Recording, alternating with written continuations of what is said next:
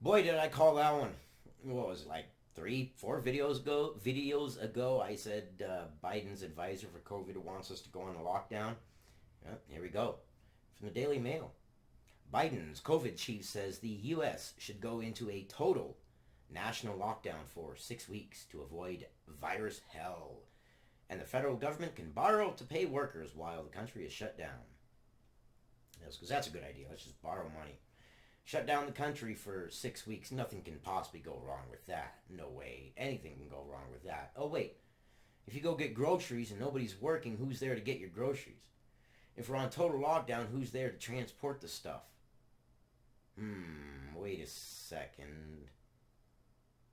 I might be wrong. There could be some things wrong with a 6 week total lockdown.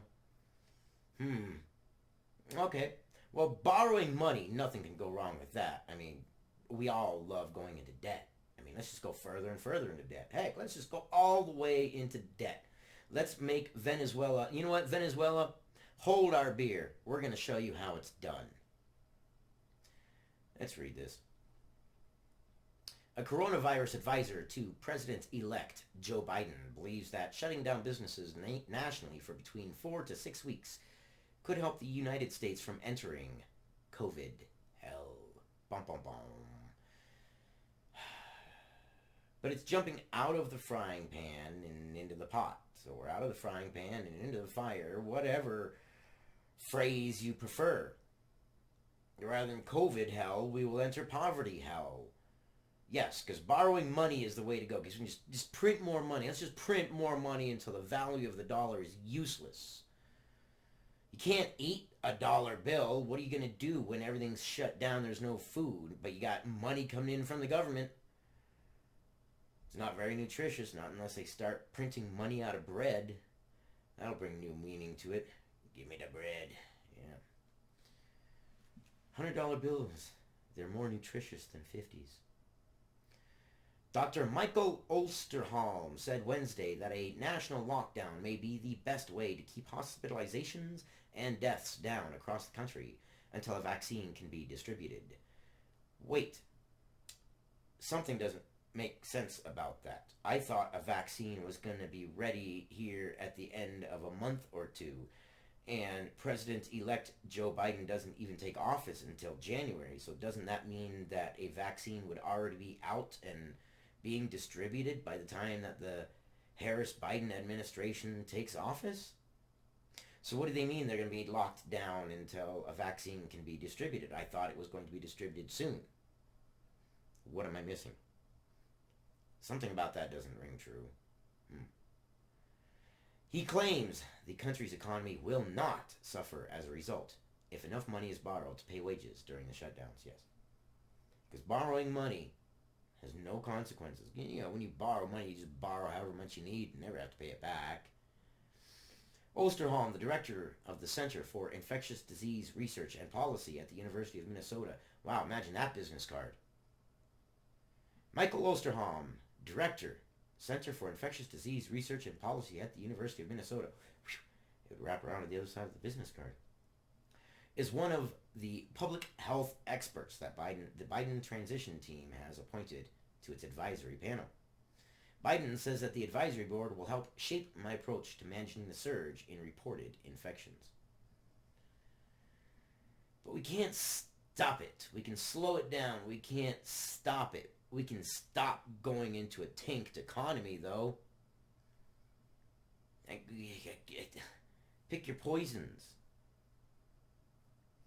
It comes as the U.S. on Wednesday recorded the highest number of daily COVID-19 deaths in 6 months, and infections and hospitalizations continue to spike to record highs across the country. Then how is it that other countries who haven't locked down at all are faring way better?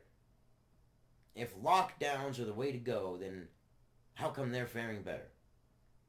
And the other side, the World Health Organization, that was the organization that YouTube and Twitter and the media and everybody said we must obey them. We cannot possibly say anything against them. Well, they have said that lockdown should be used as a last resort. We are not there. We're not at that point yet. So what are we doing? What is this all for?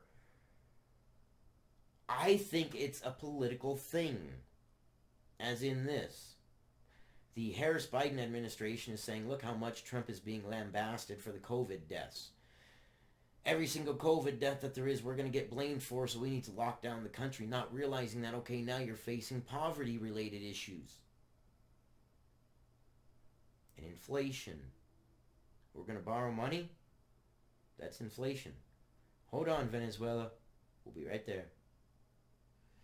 The death toll spiked to 1,893 on Wednesday, which is the highest number of fatalities since May 8th, during the initial peak of the outbreak. It puts the 7-day rolling average of fatalities back over 1,000 per day, a figure not seen since August.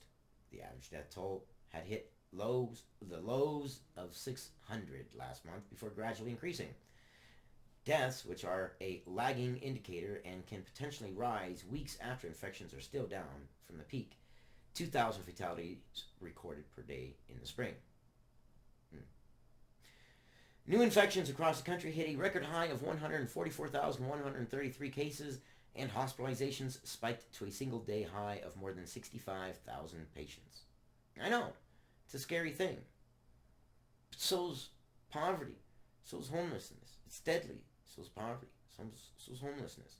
One thing we can do something about, one thing we really can't. COVID's out. The cat's out of the bag. We can take precautions, yes. We can wear masks, yes.